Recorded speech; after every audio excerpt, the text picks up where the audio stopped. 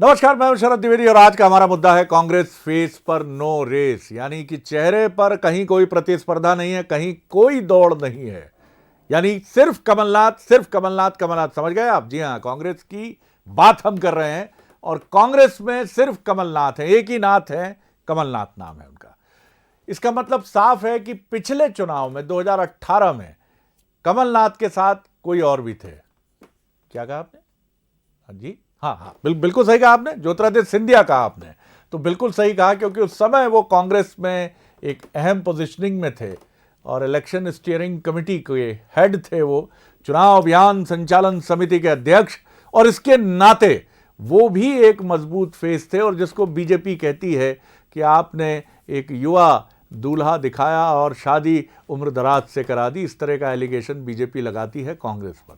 लेकिन अब की बार कांग्रेस में अगर कोई चेहरा है तो वो कमलनाथ जी का है। और ये संयोग नहीं है कि नए वर्ष पर पूरे मध्य प्रदेश में पीसीसी सहित, यानी प्रदेश कांग्रेस कार्यालय सहित पूरे मध्य प्रदेश में कमलनाथ जी के संभावित भावी चीफ मिनिस्टर के पोस्टर कांग्रेस कार्यकर्ताओं ने लगाए हैं।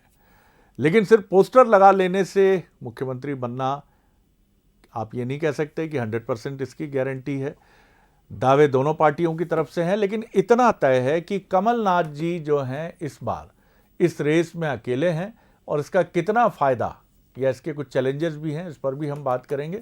सबसे पहले सुन लीजिए कि इस मसले पर दोनों पार्टियां, यानी मध्य प्रदेश के दो ही दल हैं, कांग्रेस बीजेपी, वो क्या कहते हैं। 2023 का साल है, एक नया संकल्प लिया है। प्रदेश की जनता भी इस बात के लिए संकल्पित है कि नए साल में प्रदेश की जनता कांग्रेस पार्टी की सरकार बनाएगी और कमलनाथ जी प्रदेश के मुख्यमंत्री होंगे। कमलनाथ जी सभी बैठकों में रहेंगे, मार्गदर्शन देंगे और कार्यकर्ताओं में जोश भरेंगे। देखिए, सपने कोई भी देख सकता है और सपने देखने में बुराई भी नहीं है, लेकिन मुख्यमंत्री कौन बनेगा, सरकार किसकी बनेगी, ये तो प्रदेश की जनता तय करती है।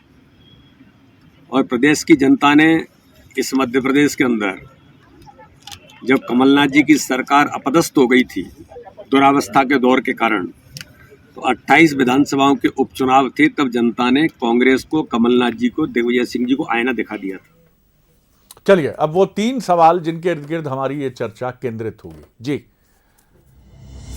सवाल नंबर 1, क्या 2018 के मुकाबले 2023 में सीएम फेस को लेकर कांग्रेस क्लियर है? सवाल नंबर 2, ये तय है कि कमलनाथ सीएम फेस होंगे, तो क्या इसका फायदा कांग्रेस को मिलेगा? सवाल नंबर 3, क्या इस बार भी बीजेपी सीएम फेस को लेकर दिग्विजय के बहाने कांग्रेस को घेरेगी? तो ये वो 3 सवाल हैं जिनके इर्द गिर्द हमारी चर्चा केंद्रित होगी। हमारे साथ हैं संजय यादव जी, विधायक हैं कांग्रेस के। हमारे साथ हैं आशीष शर्मा जी, विधायक हैं बीजेपी के, वरिष्ठ विधायक हैं। बहुत स्वागत आप दोनों मेहमानों का। मनोज सैनी जी हैं हमारे executive editor, political editor. Manoj, किस तरह देखते हैं आप कमलनाथ जी का चेहरा? सामने कोई चुनौती नहीं, दिग्विजय सिंह अपनी मसरूफियत में, दिल्ली की राजनीति, केंद्र की राजनीति, और कुछ ये भी कहने वालों की कमी नहीं है कि समीकरण बदल गए हैं 2018 की तुलना में। तो ये भी देखना दिलचस्प होगा कि दिग्विजय सिंह जी की कितनी महत्वपूर्ण भूमिका होती है इस बार 2023 के चुनाव में। कमलनाथ का चेहरा घोषित तौर पर, डिक्लेयर्ड अंदाज में इस बार सामने है। किस तरह देखते हैं? एक कांग्रेस की बहुत साफ स्ट्रैटेजी। देखिए, दोनों तरह की चीज़ें हैं इसमें। यदि आप चेहरा एक है तो फिर पार्टी के भीतर भी, और खासकर कांग्रेस की जब चर्चा होती है, आपने दिग्विजय सिंह जी का नाम भी ले लिया, या बहुत सारे ऐसे पुराने लीडर्स हैं जिनके हम नामों की जिक्र कर सकते हैं। अजय सिंह जी के नाम की बात कर सकते हैं, सुरेश पचौरी जी है, अरुण यादव है, लेकिन चेहरा एक ही है, कमलनाथ। तो अब इससे फायदे भी है, नुकसान भी है। नफा नुकसान होता ही है जब आप किसी बड़ी भूमिका में नजर आते हैं, आप कोई ऐसा फैसला लेने जा रहे हैं जिससे पार्टी के भीतर बाहर चर्चा का विषय बन जाए। लेकिन चर्चा एक ही है, कमलनाथ। और उसके पीछे पार्टी की सीधी सीधी रणनीति है कि कहीं कोई विचार नहीं है।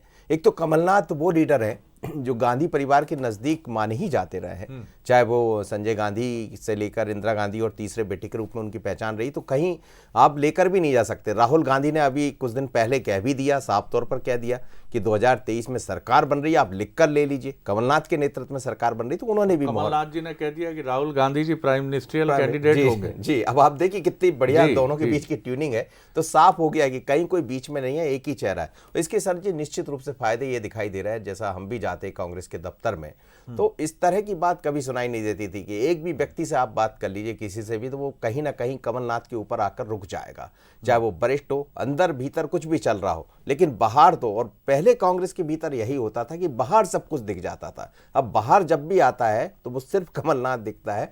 हाँ, कुछ चीजें जरूर भारत जोड़ो यात्रा के दौरान दिखाई दी जिसकी चिंता भी बड़ी होगी शायद, और इसीलिए राहुल गांधी ने मंच पर दो बड़े नेताओं को, ये भी नहीं कह सकते कि उन दोनों के बीच में बहुत अच्छे संबंध नहीं है, दिग्विजय सिंह जी का आप बात कर रहे थे, लेकिन वो एक बड़ी भूमिका में नजर आ रहे हैं भारत जोड़ो यात्रा में, लगातार इतनी ठंडी में वो दिखाई दे रहे हैं, यात्रा कर रहे हैं। दूसरी तरफ युवाओं की एक टोली, अरुण यादव के मैं यहाँ एक बात भी करना चाहूँगा कि कोई बड़ी बात नहीं कि बार बार अरुण यादव का नाम आता, लेकिन जो मेरे पास सूत्रों के हवाले से खबर है, हो सकता है कि आने वाले दिनों में यदि सरकार मध्य प्रदेश में होती है या चुनाव के मैदान में आप दिखाई देंगे तो अरुण यादव भी किसी भूमिका में नजर आ सकते हैं, लेकिन चेहरा कमलनाथ का होगा, इसका सीधा सीधा फायदा है। कहीं कोई ये बात बहुत साफ है मनोज कि कमलनाथ जी के लिए ये जो चांस है, ये ऐसा चांस है जिसको आप फाइनल चांस कह सकते हैं, और निश्चित तौर पर इसको कहीं ना कहीं कैपिटलाइज करने के लिए वो कोई भी ऐसा फ्रंट जो है वो नहीं खोलेंगे जो कांग्रेस को और उनको डैमेज करे। तो इसलिए चाहे अरुण यादव जी हों या अजय सिंह जी हों या तमाम जी हों जो कांग्रेस के, जिनके बारे में हम कहते थे कि ये असंतुष्ट हैं, उनके लिए भी दरवाजे वो निश्चित तौर पर खुले रखेंगे। आशीष जी बड़ी गंभीरता से सुन रहे हैं, क्योंकि तुलनात्मक अध्ययन, मस्तिष्क, मानव का मस्तिष्क इतना तेज होता है कि तुरंत वो तुलनात्मक अध्ययन करने लगता है कि इनके 100 में से इतने, हमारे कितने। बहरहाल ये तो आशीष जी यहाँ नहीं बताएंगे कि उनके कितने हैं, वो यही कहेंगे कि हमारे भी 100 में से 95, 96, 98 हैं।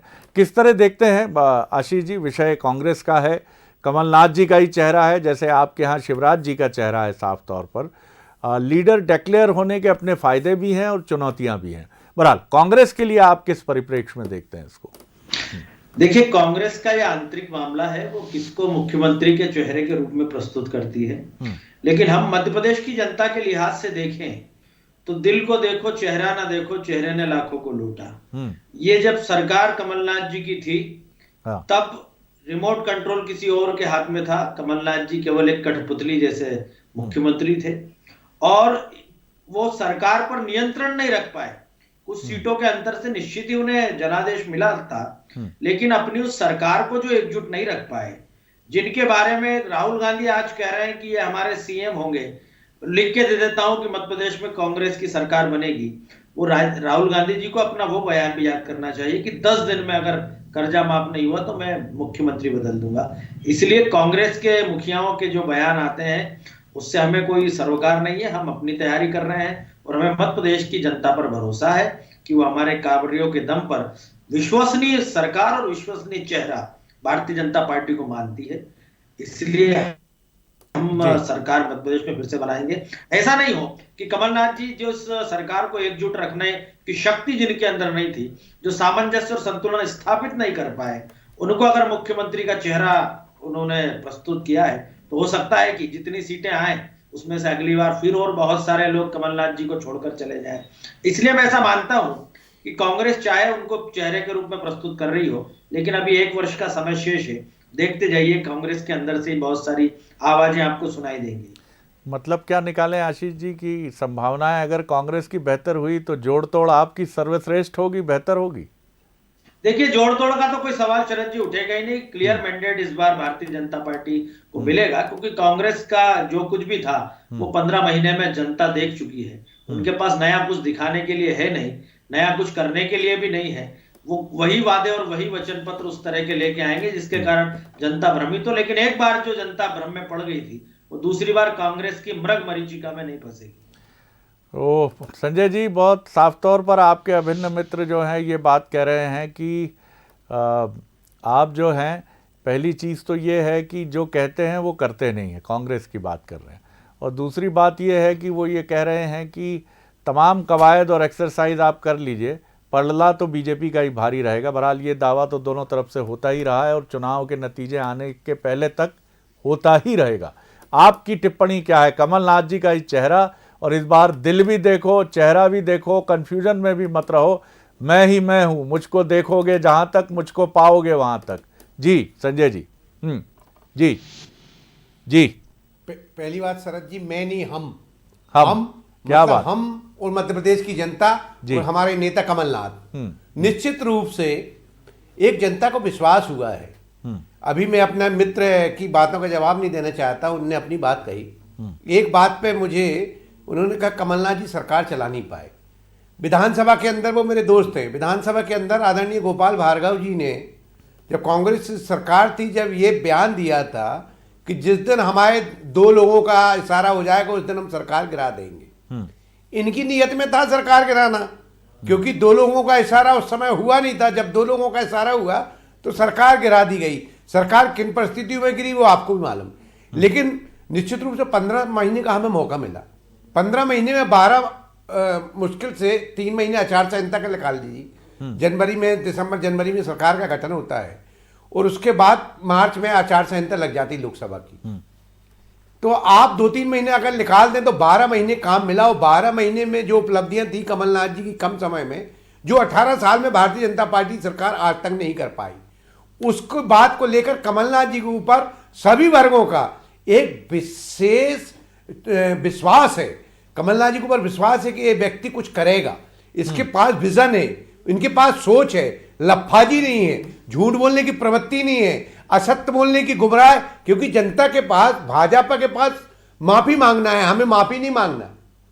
हमें तो 12 महीने की जो उपलब्धियां थी कम समय की, चाहे इनका जवाब है विधानसभा में 28,000 किसानों का कर्जा माफ हुआ, बिजली का बिल हाफ हुआ था। आज बिजली के बिल से लोग रो रहे, पीड़ित है, किसान परेशान है। हमने 300 से 600 पेंशन की, हमने गौशाला बनाई। गौशाला तो प्रमाण है ना, सामने आप देख सकते हैं। हमने शादी विवाह के लिए 51,000 रुपए किया।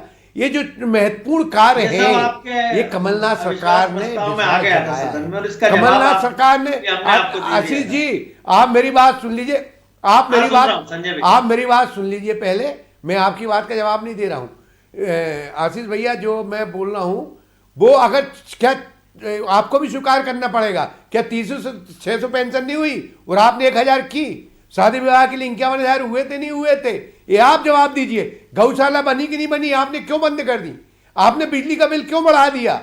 आपने पेंशन क्यों नहीं बढ़ाई बुजुर्गों की? या निश्चित रूप से कमलनाथ के साथ विजन है, डेवलपमेंट की छवि थी। जो कमलनाथ जी के समय डेवलपमेंट की बड़े बड़े कार्य हुए थे कम समय में, चलिए, उनको भारतीय जनता पार्टी द्वारा रोक दिया गया। और आज शिवराज जी से जनता बहुत पीड़ित है, खपा है, क्योंकि मध्य प्रदेश में अराजकता का वातावरण है। रोज सुन रहे हैं कि शिवराज जा रहे, नया चेहरा आने वाला है, शिवराज जा रहे।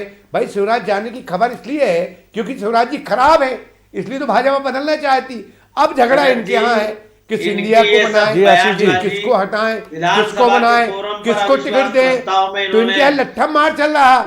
लट्ठम मार हमारे यहाँ नहीं है, और इसका जवाब हमारे यहाँ कांग्रेस कार्यकर्ताओं में जोर के अंदर दिया। सुन लीजिए संजय जी, सुन लीजिए आशीष जी क्या कह रहे हैं। मैं लौटता हूँ आपकी तरफ, अभी दूसरा राउंड बाकी है। संजय जी रुक जाइए। हम उत्साह में, अति उत्साह में नहीं। 2 लोगों का इशारा हो जाएगा। हम उत्साह में है, अति उत्साह में नहीं है। हमें अहंकार नहीं है, इनमें अहंकार है, लेकिन इनमें अहंकार है, मकान की नींव इतनी कमजोर अहंकार है। जो गिर गई। आप एक कमलनाथ जी के कद के आगे संगठन है, आज भाजपा के पास चेहरा ही नहीं है। भाजपा अपने चेहरा संजय जी, संजय जी, आशीष जी, संजय जी, पहला तो मेरा निवेदन ये है कि हम अपने अपने क्रम पर बात करें। और संजय जी ने जैसा कहा कि अहंकार नहीं है, अहंकार नहीं होने का एक बड़ा प्रमाण ये भी है कि व्यक्ति दावे नहीं करता, बढ़ चढ़कर तो नहीं करता। और कम से कम मुझे लगता है कि दोनों ही पार्टियों के जो लीडर हैं, संजय जी ने अभी शिवराज जी के लिए कुछ शब्दों का प्रयोग किया, या आशीष जी आगे चलकर कमलनाथ जी के लिए प्रयोग करें, ये दोनों ही चीज़ें मुझे लगता है कि आप दोनों विद्वान राजनेता, मैं आपके विवेक पर छोड़ता हूँ। लेकिन हमें बढ़ चढ़कर जोश में वो नहीं बोलना चाहिए जो जनता के मस्तिष्क में कहीं ना कहीं खटके। आपका अधिकार है कि हम सरकार बनाएंगे, हमारा दावा है, हमारा नेता सक्षम है, नेतृत्व सक्षम है, लेकिन आप जितना ये कहते हैं कि ये तो घटिया है, ये खराब है, ये तो हट जाएगा, ये किसी काम का नहीं है, ये तो बेकार है, इसने तो फ्रॉड किया है, तो माफ कीजिएगा, आप दोनों राजनीतिक दल जनता का मन जीतकर सरकार बनाने आए हैं, जनता का मन खराब करके सरकार बनाने नहीं आए हैं। ये अलग बात है कि जनता दोनों में से किसी एक को चुनती है, जैसे बेहतर खेलने वाली टीम चुनती है। आशीष जी, आप अपनी टिप्पणी करें। जी जी। निसंदेह शरद जी, जनादेश प्रदान करना जनता का अधिकार है, लेकिन मैं केवल संजय भाई की उस टिप्पणी पर जाना चाहता था। आपकी दीवारें पूरे भारतवर्ष में और नींव इतनी कमजोर क्यों हैं जो थोड़े से हिलाने से दरक जाती है? आपको विचार करना चाहिए कि आपका संगठन कहां है, आपकी नेतृत्व शक्ति कहां पर है। हम अपने संगठन के बलबूते पर ही चुनाव में जाते हैं। हमारी विकास का ही मध्य प्रदेश में मुद्दा है और सबको साथ लेकर चलने का भारतीय जनता पार्टी का जो मूल सिद्धांत है, उसके अनुरूप हम कह सकते हैं कि हमने समाज के हर वर्ग के कल्याण की योजनाएं बनाई है और ये हर वर्ग इस सरकार को चाहता है। हमारे जैसा नेतृत्व आज के समय में आपके पास, कांग्रेस के पास न मध्य प्रदेश में है न देश में है। राहुल गांधी जी की भारत जोड़ो यात्रा अपने अंतिम दौर में कौन कौन से दृश्य देश के सामने प्रस्तुत कर रही है जी, उस पर भी विचार कीजिएगा। जी जी। मनोज जी, मुझे एक चीज ये समझाइए कि कमलनाथ जी की एक उपलब्धि पिछले चुनाव में ये मानी गई कि उन्होंने धड़ों में बटी कांग्रेस को काफी हद तक चुनाव के पहले की बात कर रहा हूं मैं, पूरे समय नहीं, क्योंकि उनको समय ही कितना मिला था। 1 जून 2018 को वो प्रदेश कांग्रेस के अध्यक्ष बने और चुनाव था उसी साल, लेकिन फिर भी उन्होंने कांग्रेस को चुनाव के 3, 4, 5 महीने पहले एकजुट किया और उसका फायदा भी दिखा। इस बार भी यही माना जा रहा है कि वो धड़ों में बटी कांग्रेस को अभी तक एक साथ लेकर चल रहे हैं। बीजेपी के लिए चुनौती 2 बनी। पहली 2018 की अगर हम बात करें कि कुछ योजनाएं जो जमीन पर पहुंचनी थी, जैसी शायद वो तंत्र के माध्यम से वैसी पहुंच नहीं पाई, पार्टी भी नहीं पहुंचा पाई। और दूसरी महत्वपूर्ण बात थी कि अधिक वोट लेने के बाद भी सरकार आप नहीं बना पाए, कि बीजेपी में भी वो बीमारी लगी जो कांग्रेस की बहुत पुरानी बीमारी मानी जाती थी। क्या इस बार भी आपको लगता है चुनाव में बहुत निर्णायक भूमिका होगी कि अगर दोनों ही पार्टियां अपनी फूट, अपनी बेचैनी, अपने अंतर्विरोध पर काबू पा लेंगी तो चुनाव में बहुत बेहतर प्रदर्शन करेंगी? देखिए, ये बड़ा चैलेंज भारतीय जनता पार्टी के भीतर है और निश्चित रूप से जब पार्टी बड़ी हो जाती है, कांग्रेस के लिए भी है, लगातार आप सत्ता में रहते हैं तो फिर बहुत सारी विसंगतियां भी आती है। शरद जी, वो कोई नई बात नहीं है। आप जहां जहां सत्ता रहती है तो फिर उसको दूसरे तरह से लोग भी देखते हैं, तो ये उसी तरह की स्थिति। लेकिन कांग्रेस के भीतर तो हमेशा चर्चा का विषय बना रहा। पर कमलनाथ जी का कद इतना बड़ा है कि उस कद के सामने बाकी जो नेता है, चाहे अजय सिंह जी की बात करिए, सुरेश पचौरी जी हो, या फिर हम बात अरुण यादव की करें या गोविंद सिंह की बात करें, कोई बोलने वाला नेता नहीं है कि आप बहुत ज़्यादा कुछ उनके लिए बोल पाओगे। और इसीलिए ये काम कर गया। जब 2018 में जैसे ही कमलनाथ अध्यक्ष बनकर आए थे तो बंसल न्यूज जी था जो लगातार उस दौर में चल रहा था। मैं खुद उस ट्रक के सामने लाइव कर रहा था, देख रहा था, तो वो एकजुटता का वहां से एक मैसेज गया था। लेकिन उसमें एक चमचमाता चेहरा भी था, और वो चेहरा था ज्योतिरादित्य सिंधिया का, जिसका आपने भी जिक्र किया। तो ये नहीं भूलना चाहिए कांग्रेस को कि उससे कहीं ना कहीं लाभ तो हुआ था। आप कैसे भूल सकते कि युवा चेहरे को लेकर आप आए थे, जिसको लेकर भारतीय जनता पार्टी हमेशा सवाल उठाती रही। अब वो बीजेपी के साथ जुड़ा है। एक शिवराज जी का चेहरा है, शिवराज जी की अपनी एक मान्यताएं हैं जनता के बीच में, आम जनता से वो सीधा जुड़ते। आज भी थोड़ी देर पहले तस्वीरें हम देख रहे थे कि जाकर जमीन पर बैठ जाना, कब किसी आदमी से मिल लेना, तो ये शिवराज जी की ताकत है। तो दोनों ताकत, मुझे लगता है कमलनाथ की एक अपनी ताकत दिखाई देगी, शिवराज जी की अपनी ताकत है। लेकिन इस बीच में जिस बात का आप जिक्र कर रहे हैं, मुझे लगता है वो दोनों ही दलों को सोचना पड़ेगा, और जिसने अपनी फूट को संभाल लिया वो लगता है कि उस तरफ आगे बढ़ जाएगा। हालांकि जनता तय करेगी, पर एक सीधा मैसेज जरूर काम करेगा कांग्रेस के साथ कि एक ही चेहरा है और वो चेहरा कमलनाथ। बीजेपी के एक टॉप लीडर से एक बार हमने ऑन कैमरा बात की, जो बहुत अब तो काफ़ी महत्वपूर्ण पोजीशनिंग में भी हैं वो। उनसे जब हमने पूछा, हालांकि उन्होंने बड़ी चतुराई से उत्तर दिया लेकिन बिल्कुल यथार्थपरक उत्तर दिया। हमने कहा साहब आप मुख्यमंत्री पद की रेस में हमेशा रहते हैं, तो उन्होंने कहा मेरा नाम आप क्यों ले रहे हैं? 230 के 230 रेस में रहते हैं, हम राजनीति में आए क्यों हैं? क्या सिर्फ विधायक बनकर विदा होने के लिए आए हैं? हमारी भी इच्छा रहती है कि हम भी आगे बढ़ें, लेकिन आपने मुख्यमंत्री की बात क्यों की? मैं तो प्रधानमंत्री बनने की इच्छा रखता हूं। फिर साथ उन्होंने ये भी जोड़ा कि हमारे चाहने से कुछ नहीं हो जाता शरद जी, मुख्यमंत्री या प्रधानमंत्री के पद तक वो व्यक्ति पहुंचता है जो जनता की अपेक्षाओं की कसौटी पर खरा उतरता है और जिसे प्रदेश या राष्ट्र की जनता सर माथे लेती है। जिस तरह से अटल बिहारी वाजपेयी हैं, जिस तरह से शिवराज जी हैं मध्य प्रदेश के मुख्यमंत्री, या फिर आप बात कर लीजिए अटल बिहारी वाजपेयी सर जैसे। बीजेपी के साथ जी। एकता का तौर है, मोदी का चेहरा जिसका बार बिल्कुल, बार वो जिक्र बिल्कुल, करते हैं, वो बिल्कुल, कोई शिवराज जी संजय के जी, साथ बड़ा भी। सवाल ये है कि आपके यहाँ एकजुटता पर क्या बिल्कुल मुहर लग गई है या अभी भी कुछ ऐसी चीजें हैं? क्योंकि असली परीक्षा आप दोनों की तब होगी जब टिकट वितरण की संभावनाएं परवान चढ़ेंगी और जल्दी ही सूची आने की बात होगी, क्योंकि वो समय है जो तापमान पर नियंत्रण पाले वो आगे बढ़ गया। कम वक्त है मेरे पास, 30 सेकंड में जवाब, फिर मैं इसी सवाल को आशीष जी की तरफ ले चलूंगा। जी संजय जी, सर मैं बोलिए। 30 सेकंड पहली बात तो हमारी एकजुटता और हमारी एकता में कोई संदेह या शक नहीं है। मनोज जी बहुत अच्छी बात कर रहे थे। शरद जी अब समय बदल गया है, लोगों को क्या है कि आप बार बार वही चीज बोले तो लोगों को लगता है कि अब हो जाएगा, कब हो जाएगा, जब नहीं होता। तो अब क्या हो गया है, भारतीय जनता पार्टी में बहुत दिनों से सत्ता में है, तो कार्यकर्ताओं में एक जो सबसे बड़ा भाजपा का नुकसान आपको बता दूं मैं कि विगत शिवराज जी 2-3 मैं अखबारों में पढ़ता हूं या टीवी में देखता हूं कि प्रभारी मंत्री जिलों में जाएं। आज 2 साल हो गए किसी भी जिले में प्रभारी मंत्री ने बैठक नहीं ली। प्रभारी मंत्री की बैठक न लेने से क्या नुकसान, एक तो कार्यकर्ता बताइए आशीष जी, प्रभारी मंत्री क्या कर रहे हैं? तो अपनी बात बड़ा सवाल उठा रहे हैं प्रभारी संजय मंत्री जी। अपने जिलों में काम कर रहे हैं। जी। 2 साल हो उनको जो गए, जिम्मेदारी 2 साल हो दी गई है, गए, उसके अनुरूप काम कोई कर रहे दौरे हैं। नहीं हो रहे। सुन लीजिए, काम कर रहे हैं। नहीं आशीष जी तो बोल बल्लभ भवन में। देखिए, मेरे काम शरद तो जी, हो रहा है। ये भाजपा को बहुत बड़ा कांग्रेस तो नुकसान ऐसे देगा, बात करती है, उन्हें हमेशा भाजपा जैसे की हार का मध्य प्रदेश में कारण कोई विकास बनेगा। ही नहीं हो रहा है। मैं आपसे कह रहा हूं कांग्रेस तो भाजपा ऐसा की कहने हार का जैसे कारण तो बनेगा व्यवस्थाएं ही ध्वस्त हो प्रभारी गई। मंत्रियों की बैठक अरे न भाई, लेना, सकारात्मक बात कार्यकर्ताओं तो करो। से आपके भाजपा के जबलपुर का भी मंत्री विकास भाजपा हो के रहा है। कार्यकर्ताओं की बात नहीं मैं सुन अभी रहे, गया था। ये बहुत भारी पड़ेगा भाजपा के लिए। मैं अभी गया आप था देख जबलपुर लीजिए, में अच्छे अच्छे साफ हो जाएगी सड़कें जहां बनती हैं, फ्लाईओवर जहां बनते हैं। भाजपा के मंत्री पहले से ज्यादा कोई स्वच्छ स्थिति जबलपुर नहीं दिखाई बची। देती है हमारी। आशीष जी, शरद एक जी, रणनीति तो मंत्रियों ये की समझ कोई में आ रही स्थिति है, नहीं बची। एक किसी रणनीति मंत्री कांग्रेस बताइए, की समझ में आ रही क्योंकि है। ताकत- राहुल अभी गांधी आज ये जब कहते जबलपुर में हैं आपकी लिख कर ले कैसे लो तो बताइए सरकार ना। बनेगी, फिर कमलनाथ जी के पोस्टर लगते हैं और अभी संजय जी भी बढ़ चढ़कर वही बात कह रहे हैं, लिख के ले लो। तो मुझे लगता है एक नारा तो कांग्रेस का सामने आ गया है, लिख कर ले लो। लिख के इसके ले लो, मुकाबले हाँ। आपका नारा क्या है आशीष जी? क्योंकि अब इनके नेताओं के बोलने पर विश्वास नहीं है जनता का, इसीलिए कह कोई रहे हैं, नारा लिख के नहीं ले है। लो। जी हो सकता है चलिए एक महीने बाद चलिए आता है कि चलिए नाम पे चलिए लिख के ले लो। बहुत शुक्रिया संजय नाम जी, पे बहुत लिख के ले लो। धन्यवाद आशीष जी। दोनों ही पार्टियों के दावे हैं, दोनों ही पार्टियों के अपने अपने कमिटमेंट्स भी हैं, लेकिन इतना ज़रूर है कि कई फैक्टर्स हैं। एक तो सबसे अच्छी बात है कि पिछले चुनाव की तुलना में इस बार कांग्रेस से सिर्फ कमलनाथ जी हैं। शिवराज जी पिछले चुनाव की तरह मौजूद हैं अपनी मजबूत उपस्थिति के साथ और चैलेंज दे रहे हैं कांग्रेस को।